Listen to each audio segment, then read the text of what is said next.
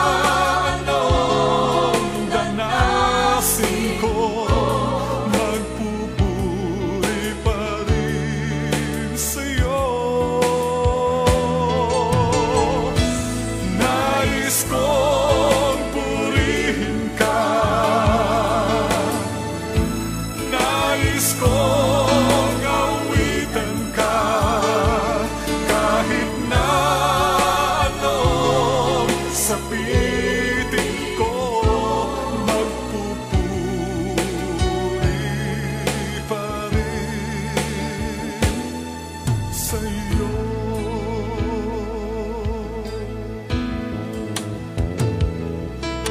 Kay buti mo, Panginoon, walang makakatulad mo. Lahat ay galing sa'yo, di ka magbabago. Kay buti mo, Panginoon,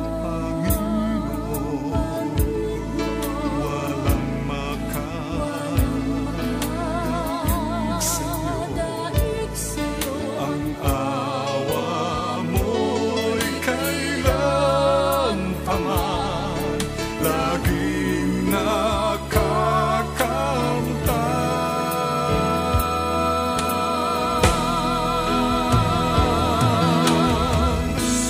Nais kong purihin ka,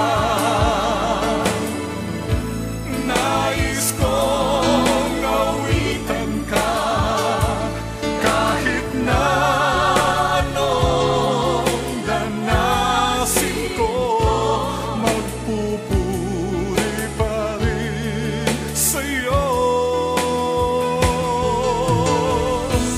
Nais kong purihin ka,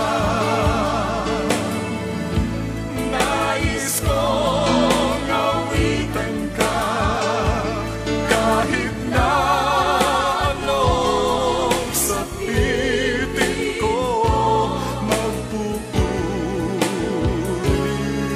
pa rin sa'yo. Nais kong purihin ka, nais kong awitan ka,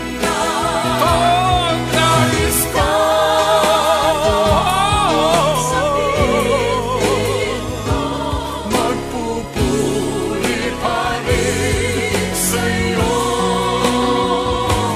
magpupuri pa rin sa'yo.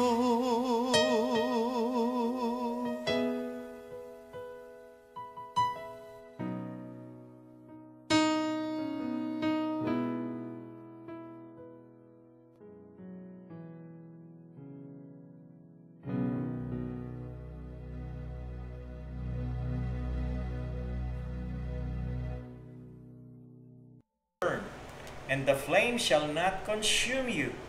For I am the Lord your God, the Holy One of Israel, your Savior.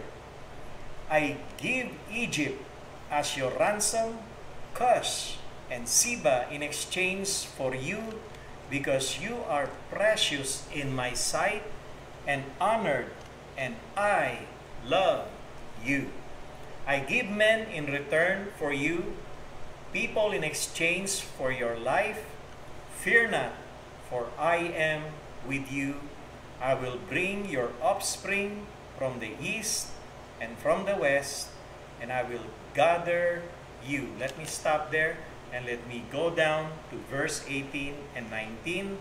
It's on the screen. Remember not the former things, nor consider the things of old. Behold, I am doing a new thing. Now it springs forth. Do you not perceive it? I will make a new way in the wilderness and rivers in the desert.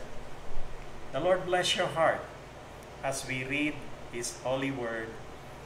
Kaya, if I'm going to refer this in today's generation, into the New Testament, this is exactly what God did. Redeemed. Tinubos. Yung pong ibig sabihin, no? He redeemed us. And hindi lang tayo ni-redeem, tinawag niya tayo. Huwag kang matakot, sabi niya, tinubos kita. Tinawag kita sa pangalan. Hindi basta sinabing, hoy, halika rito. O kaya, shh, yung sit-sit, no? Hindi ganun. Tinawag tayo ng Panginoon sa pangalan. Okay? Sunny, halika rito. Huwag kang matakot. Tinubos kita. Ikaw, itong pinakamagandang winika ng Panginoon dito. You are mine. Ikaw ay akin. Huwag po naalala na ang ating Panginoon, pinagkaloob niya ang kanyang bugtong na anak na si Jesus para tubusin tayo sa ating mga kasalanan. At hindi lang basta tinubos, ang pinangbayad po roon, ang banal na dugo ng ating Panginoon. Mantakin mo, what a beautiful story. And ganun din po, maihahambing natin at mahigit pa ang ginawa ng ating Panginoong Jesus. So ituloy ko po. Sabi nga po dito sa I called you, you are mine. Itutuloy ko na rin po kasi binasa ko na sa English sa inyo. When you pass through the waters, I will be with you. And through the rivers, they shall not overwhelm you. Napakaganda itong sa akin figure of speech po to. Ibig sabihin nito ay intindihin po natin kung ano minemensahe ng Diyos dito. When you pass through the waters, I will be with you. Dumaan ka man sa anumang tubigan na napakalakas nitong agos, through the rivers, they shall not overwhelm you. Hindi ka madadaig. Ito pong ibig sabihin nito hindi ka madadaig ng anumang pagsubok sapagkat sasamahan kita o kasama mo ako. So verse 3, for I am the Lord your God, the Holy One of Israel, your Savior. Ninyo to pakinggan nyo. Ang Panginoon natin, Diyos, siya ang Diyos natin at Panginoon. Siya ang Lord natin and our God. At the same time, siya rin po ang ating Savior. Kaya itong verse 3, sinasabi ng Diyos dito, huwag mo lang akong gawing Savior. Ako rin ang iyong God at ang iyong Panginoon. Kaya kung ako ang iyong Savior, you don't only consider me as your Savior, but you have to honor me as your God. I-honor niyo po ako na ako ang iyong Panginoon at ang Diyos, sapagkat kahit na anong bagay pwede kong ipagpalit alang-alang sa iyo. Kasi sabi niya rito, I give Egypt as your ransom, Cush and Seba in exchange for you. So, itong Egypt tsaka itong Cush and Seba, ito pong yung mayayaman na lugar Lahat ng ito yung mga kaharian nung araw kung saan may yaman. Pero willing ang Diyos na ipagpalit itong mga to alang-alang sa pag-ibig niya sa iyo. Okay. Verse 4, because you are precious in my sight and honored, and I love you. Oh, I give men in return for you, people in exchange for your life. Mantakin mo, gawin niyo po itong verse na to parang personal niyo po. Gawin niyo po ito parang this is God talking to you at nililigawan ka rito ng Panginoon. Nilalambing ka ng Diyos dito. Because you are precious. Ika'y mahalaga sa aking mga mata. And para sa akin, I honor you instead of us honoring Him, but God honors you. And not only that, sabi ng Panginoon, I love you. And He meant it. See, when a person in a relationship, alam natin lahat to, pag sinabi mong iniibig kita, o mahal kita, o I love you, that is something.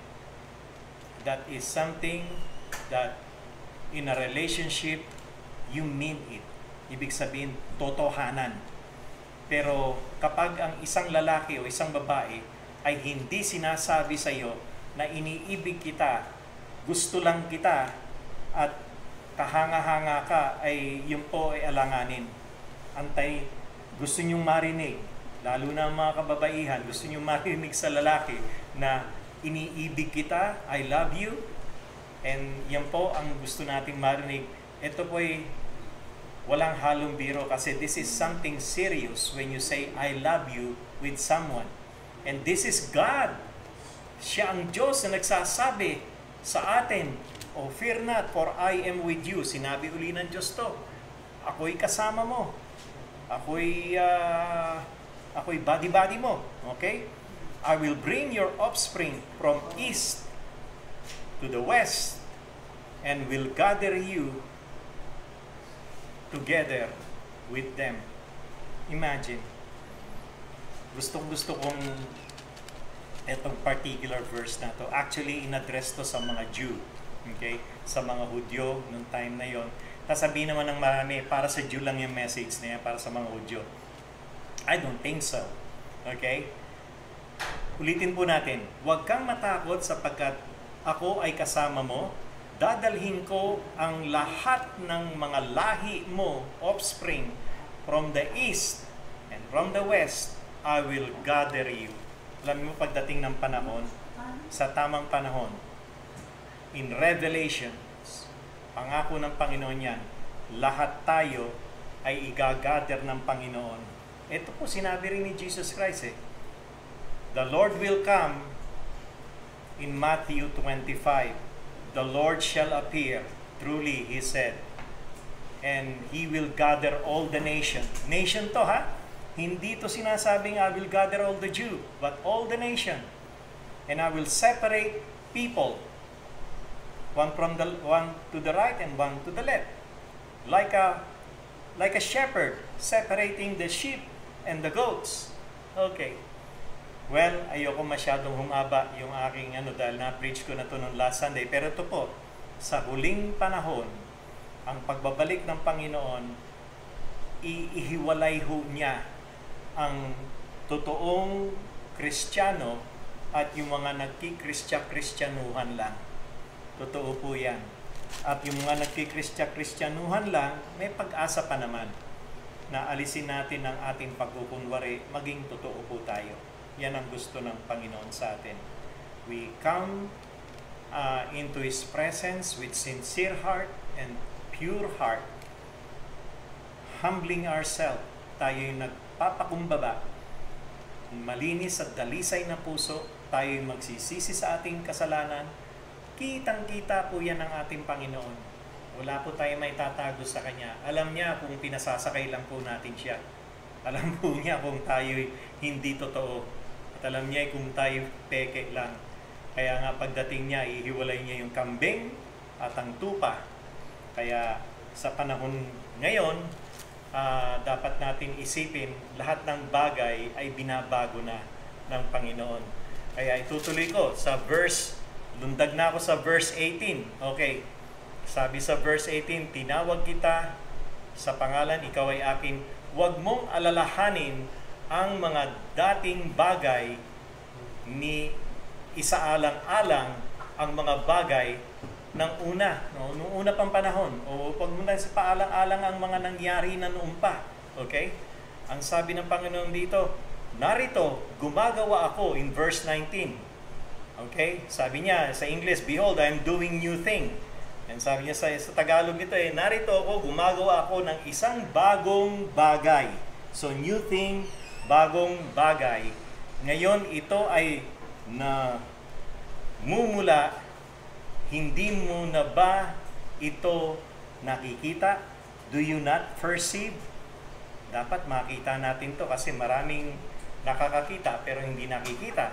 Maraming bagay na ginagawa ng bago ng Panginoon. Katulad yung tinatawag natin new thing. Okay? New normal.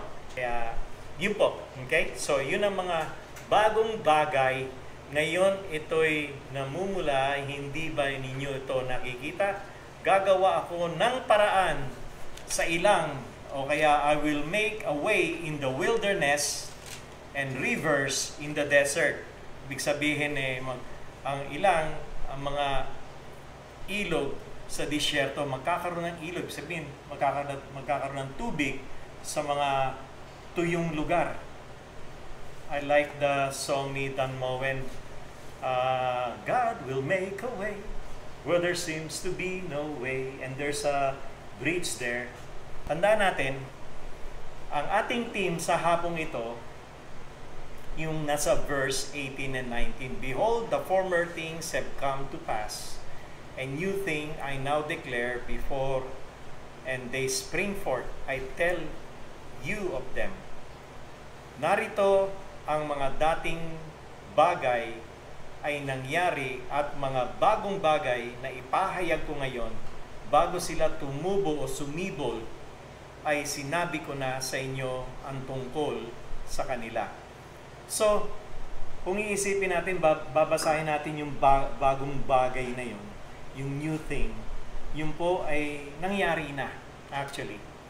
Nangyari na sa foot of the cross, na lahat tayo ay patuloy na binabago ng Panginoon. Even sa panahong ito, gumagawa pa rin ng Diyos para magkaroon po ng pagbabago. Unang-una, ang ating relationship sa Kanya.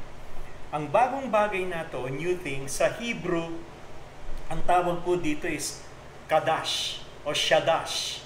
C-H-A-D-A. Nandiyan ba siya sa screen set? Okay, wala yata sa screen. It's okay. Ang tawag dito sa Hebrew is Shadash, which means fresh or make anew or repair and make it new. Okay, yun po ang bagong bagay. Ang ibig sabihin sa Hebrew, gumagawa ang Diyos para maging brand new ulit. Iba ang kamay ng Diyos eh. Remember yung principle ng potter and clay? And God is the potter, we are the clay. And God is making a new thing in our life. So, ang challenge natin sa araw na ito, may tatlo po akong gusto i-share sa inyo bago po ako magtapos. Ano ba ang mga buhay, ang life principle, yung prinsipyo sa buhay para maranasan natin ang bagong bagay na galing sa Diyos. Sa English what are the life-giving principle to experience new things from God? Okay. Sa Tagalog nga ano ba yung mga prinsipyo ng buhay para na ma-experience natin o maranasan natin ang bagong bagay na galing sa Diyos. Number one, okay? According sa Scripture, kalimutan ang nakaraan at harapin ang kasalukuyan.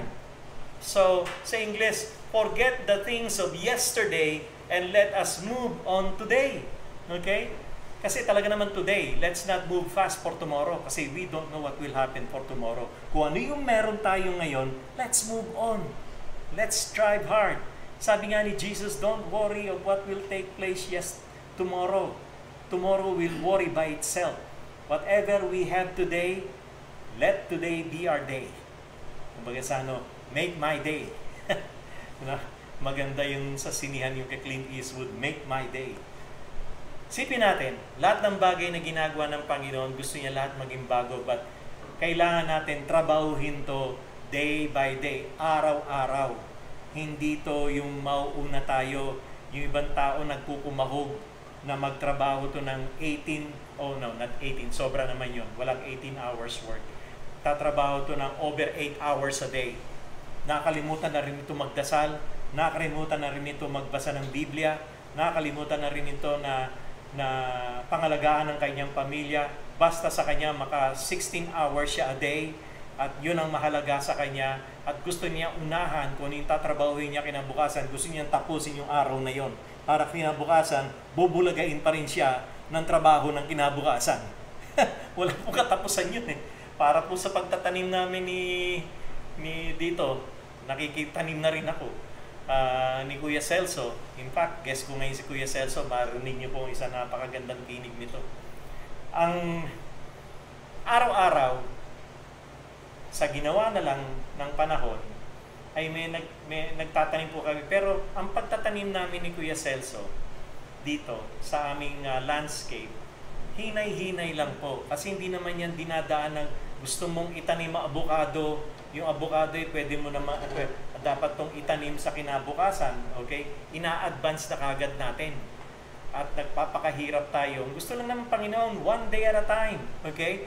Pero may isa pang kalimutan natin yung nakaraan. Kung may palpak man tayong ginawa nung nakaraan, let's learn from it. Matuto tayo sa nakaraan and let's move on today. Yan po ang dapat na magiging buhay natin. Forget the things of yesterday. If the yesterday is a failure, it's okay. Okay? We still have today to move on. Ito sabi ng Panginoon, verse 18, Isaiah 43. Remember not the former things, nor consider the things of old. Tandaan, wag na natin pakatandaan.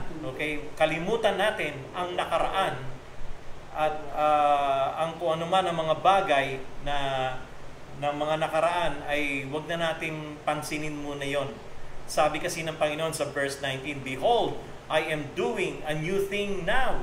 Tignan ninyo, gumagawa ako ng mga bagong bagay ngayon. At ito'y magsisibol na. Sisibol yan. Sapagkat ang Panginoon natin, pag gumawa yan sa araw-araw, yan ay parang niya tayong dinidiligan. Para tayong mga halaman na dinidiligan. Ang hangad ng Panginoon, tayo po'y lumago sa ating pananampalataya, lumago po tayo sa ating paniniwala sa Kanya, at lumago po ang ating pagtitiwala sa Kanya. Ang ating trust should be everyday. Okay. So, nire-refer po din dito ng Panginoon ang ating character each day. Okay? Kung ang kahapon natin ay tayo maraming kapalpakan at kasalanan, kalimutan ho natin to kasi hiningi na natin ng tawad yan sa Kanya. Matuto tayo sa ating pagkakamali, matuto tayo sa ating mga nagawang kasalanan, at wag na tayong uulit sa ating kasalanan. Sabi nga kalimutan ang nakaraan, harapin ang kasalukuyan. Ibig sabihin ng kasalukuyan natin, patuloy tayo everyday. Our desire is to be holy. Everyday, ang desire po ng puso natin ay tayo magkaroon ng malalim na pang-uunawa kung paano po tayo mababago ang ating karakter. Kung paano po tayo magiging bagong nilalang. Sabi ng Hebrews 12:1, para mangyari po to, "Let us strip of every way that slows us down." Kasi maraming bagay na magpapahina sa atin especially the sin that so easily hinder our progress. Aba kapag isip tayo ng isip sa mga lahat ng mga kasalanan na ginagawa natin nung araw at ito pa'y nakakagulo sa atin, sabi ng Word of God, tanggalin natin to at alisin natin to. Ito'y nagpapabigat sa atin. Ang mga takot, ang pag-aalala, ang doubt, tsaka ang mga kasalanan, lahat po yan ay nakakagulo sa atin. Kaya nga po, isipin natin, lahat tayo ay gustong baguhin ng Panginoon. Yan po yung mga bagong bagay, new thing. Pangalawa, okay, ano ba ang dapat natin ma-experience sa prinsipyo ng galing sa Panginoon para tayo magkaroon ng experience dito sa tinatawag na new thing? Pangalawa, dapat kong maintindihan, okay, na ako bagong nilalang, na ako ay bagong nilalang mula kay Kristo Jesus. Kulang po yung I dun sa aking PowerPoint. Kasi napahaba Dapat kong maintindihan na ako ay, okay, bagong nilalang mula kay Kristo Jesus. Maliwanag po. I have to understand. Sa English, madali I have to understand I'm a new person in Christ. Wow! Sa Tagalog, ang haba, no? Pero sa English, madali lang. So, sabi ng verse 18 and 19 sa atin, "Remember not the former things, okay? Nor consider the things of old. Behold, I am doing a new thing," bagong bagay. "Now it springs forth." Ito'y sumisibol. Problema, you do not understand. Ito po, underline ninyo. Ito po'y sisibol ang mga bagong bagay na ito kung tayo ay uunawain natin o iintindihin natin o maiintindihan natin na tayo ay bagong nilalang mula kay Kristo Jesus. We will only grow. Sabi nga it will spring forth. The thing is, it won't spring forth because we do not perceive, we do not understand. Now, anong solusyon dito para ito'y sumibol at mag-spring forth? Abay, kailangan natin magbasa everyday, mag-aral everyday, mag-meditate everyday ng Word of God. and pray every day. Yan po ay parang water of life sa atin. Tayo ay parang mga halaman na gustong-gustong diligan ng ating Panginoon para mag-spring forth yung mga mabubuting halaman o mabubuting sanga sa ating buhay. Tinatanggal na po, pinepurge na ng Panginoon yung mga hindi mabuting sanga sa buhay natin. Kasi ito, ganito ang pruning ng Panginoon. Tinatanggal niya lahat ng mga lumang bagay na nakakabit sa atin, nakaakibat pa sa atin, nagpapabigat sa atin. Tatanggalin po niya lahat yan. Kaya nga, 1 Corinthians 5:17, therefore, if anyone is in Christ, kung tayo man ay kay Kristo, He is a new creation, tayo'y bagong nilalang, and the old has gone, ang luma ay wala na, and the new has come, at narito na ang pagbabago. The new has come. So number 3, sundin natin ang daan sa pagpapala. Ito po isang prinsipyo na sa buhay natin para ma-experience po natin tinatawag na bagong bagay from God. So number 3 na prinsipyo ay let us follow the way to prosperity. I'm not saying worldly tayo, no? Hindi po yan. Ang prosperity natin dito, yung spiritual life natin, kung paano tayo yayaman spiritually. Sundin natin ang daan sa pagpapala sapagkat wala namang masama na yumaman. Okay? Kung ang pagyaman natin ay gagamitin natin sa pagtulong sa kapwa. Kung ang pagyaman natin at wala pong masama manalangin, Lord, bigyan niyo po ako ng maraming pera. Pagyamanin niyo po ang aking pang-aking buhay. Kailangan ko po kasing tumulong sa maraming tao. Kaya binigyan naman tayo ng guidelines dito ng Panginoon. Sabi niya, sundin natin ang daan sa pagpapala. Let us follow the way to prosperity. Saan po natin makikita to? Here. Remember not the former things, nor consider the things of old. Verse 19, behold, I am doing new thing. Now it springs forth. Do not perceive it. I will make a way. Ito yung kinanta ko kanina. In the wilderness and rivers in the desert. So if we follow that path, that way na sinasabi ng Diyos sa atin, sa wilderness, kala natin walang pagpapala doon. Kasi mahirap po ang buhay. Pero ang buhay na sinasabi sa atin ng Panginoon, ang buhay na maranasan natin sa wilderness, ito yung dinanas ng mga panahon na yon nung yung mga Jewish o yung mga Hudyo, 40 years in the desert sila. God is developing their character but they never learn. Ang sinasabi natin, follow the way to prosperity. God wants to prosper our character, our life, so that we may be able to bless others as well. Kasi secondary na lang po yung material na bagay dito sa mundo eh. Lahat ng bagay dito sa mundo na meron tayo, balang araw iiwan po natin yan. Baka wala pang tagapagmana. Sayang po. Ang mahalaga sa atin yung tinatawag na spiritual prosperity. Medyo malalim po yun pag tinawag natin spiritual kasi hindi nakikita. Okay? Things that are unseen. Things that are eternal. Tandaan natin, hindi po external.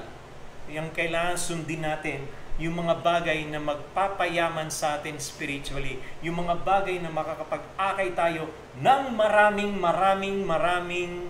tao na sila ay maging tunay na tupa at alagad ng Diyos. Yan po yung prosperity yung sinasabi ko. Sa marami, mahirap po yata yan, Pastor Sani. Kasi paano kung dalhin ako ng Panginoon sa lugar na walang naniniwala kay Kristo? Yun ang pagkakataon natin. Hihingi natin sa Panginoon kung saan ang daan na yun, yun ay wilderness. Yeah, but sabi niya, gagawa siya ng ilog sa isang wilderness where there will be water in the wilderness. Tayo ay mahalaga sa Diyos. Bagong bagay ang gusto niyang maranasan natin. The new thing. And this new thing can be seen. There's a promise of this new thing. Alam niyo ba yung pangako sa new thing? Gusto kong magtapos dito. In Revelations chapter 21 sa verse 5. Okay? Babasahin ko sa inyo itong new thing na ito. Pangako niya sa lahat sa atin to. Ikaw na tunay niyang alagad at tunay na tupa ng Panginoon at following the principle of this new thing. Okay? At matutuklasan natin everyday na maiintindihan natin kung ano pong role natin and purpose natin dito sa buhay na ito. Meron pong standing promise ang Panginoon. Ito ang sabi niya sa verse 5. And he who was seated on the throne said, Behold, I am making all things new.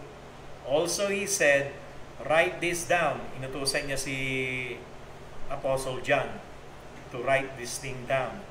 For these words are trustworthy. Mapapagkatiwalaan niyo po itong salitang ito at ito ay totoo. Sabi niya rito trustworthy and true. And he said to me, It is done. I am the Alpha and the Omega, the beginning and the end. To the thirsty, I will give from the spring of water of life without payment. Wow! Pero mo, pagdating mo sa panahong yon, lahat ng new thing libre at walang bayad, walang credit card, wala kang magiging utang, everything are free of charge. Okay? Sa ngayon, sabihin nyo lang siguro, totoo kaya yan? Yes. I will firmly read my lips. It is true. It is trustworthy and true. Mapapagkatiwalaan at totoo. Totoo po ito. Paano kaya? Bibigyan ko ng halimbawa sa inyo. Isang hindi talinghaga. Nag-iiwan ako sa inyo bago kayo matulog ngayong gabi na palaisipan. Ano kaya mangyayari kung naniwala ka sa sinasabi ko na may bagong gagawin ng Panginoon at sa bagong gagawin niya ngayon sa buhay na ito, may pangako siya ng mga bagong bagay na darating sa panahon na iyo sapagkat siya ang Alpha at Omega. At naniwala ka at ipinamuhay mo na yung bagong buhay na yon ay ikaw ay magpakabanal, magpakabuti, walang inaapi, walang pinaiiyak, walang niloloko, at ikaw ay nagiging totoo at araw-araw ay sumusunod ka sa kautusan ng Diyos na mahalin ng Diyos at mahalin din ang ibang tao. Paano kaya sinunod mo yon? Tapos nung namatay ka, hindi pala totoo. Ang tanong, ano ba ang nawala sa iyo? Wala. Walay. Okay? Wala naman. Nabuhay ka lang ng marangal. Pero nung namatay ka at na-realize mo, wala naman palang ganon. Hindi pala totoo. Kasi hindi ka naman nabuhay muli. Sabi nga, may resurrection uli ng mga patay. Pero hindi ka naman nabuhay. Pala totoo. So, ang tanong, anong nawala sa iyo? Wala. Diba? Pero namuhay ka ng peaceful at masaya at mataas ang iyong moral at ikaw ay tahimik at tagumpay.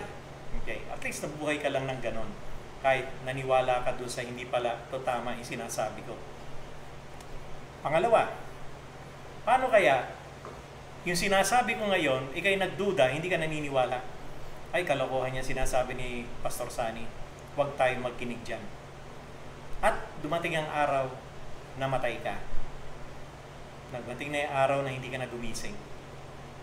At bigla ka na lang gumising sa pagkamatay mo, lahat pala ng dinedeklara ko ay totoo. Ang tanong, ano ang nawala sa iyo? Sasabihin ko na sa iyo ang sagot. Big time. Super big time. Hindi ko alam kung ikay nanalo ng jackpot o natalo sa isang malaking sugal. Pero big time po. Big sabihin, malaki ang nawala sa iyo. Kaya wala pong masama ang maniwala sa mabuti sapagkat lahat ng pinapahayag ng Diyos dito sa kanyang banal na aklat ay kabanalan at kabutihan. Sa oras na ito, Ang hangad ng Diyos ay magkaroon po tayo, makaranas po tayo ng bagong bagay, new thing.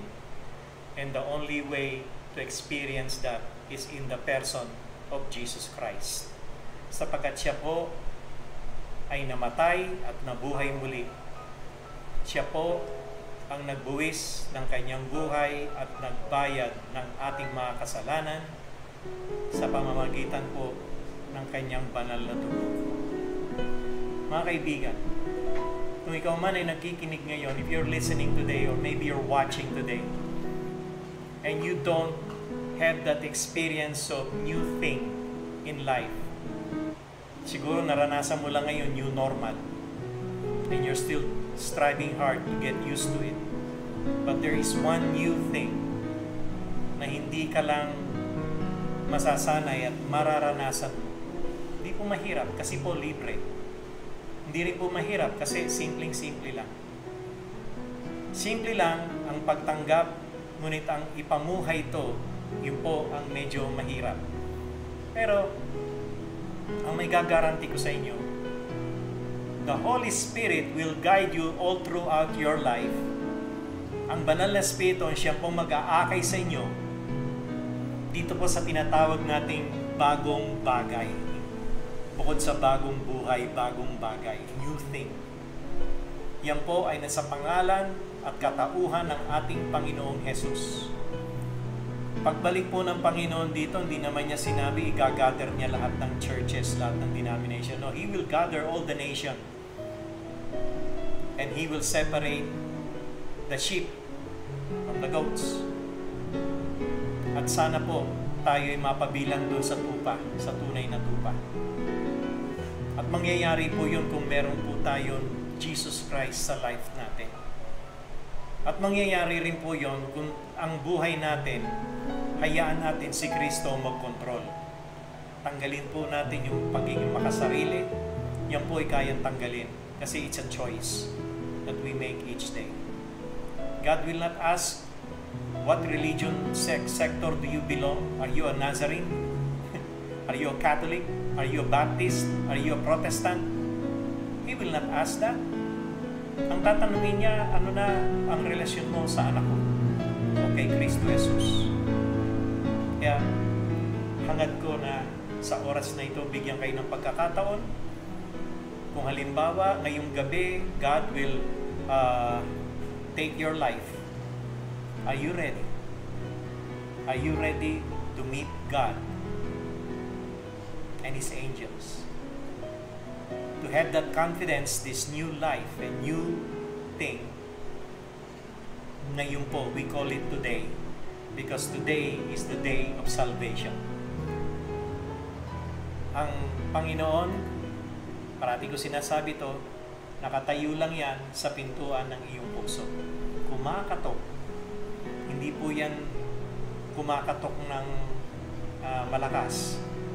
Ang katok niya, mahinay lang po. You can sense the peace that transcends all understanding. Kaya, paano? Ang tanong, ang sagot, mag-humble po tayo sa Panginoon. Set aside our pride. Be humble before Him. Hindi po sa akin, ako po'y guide lang.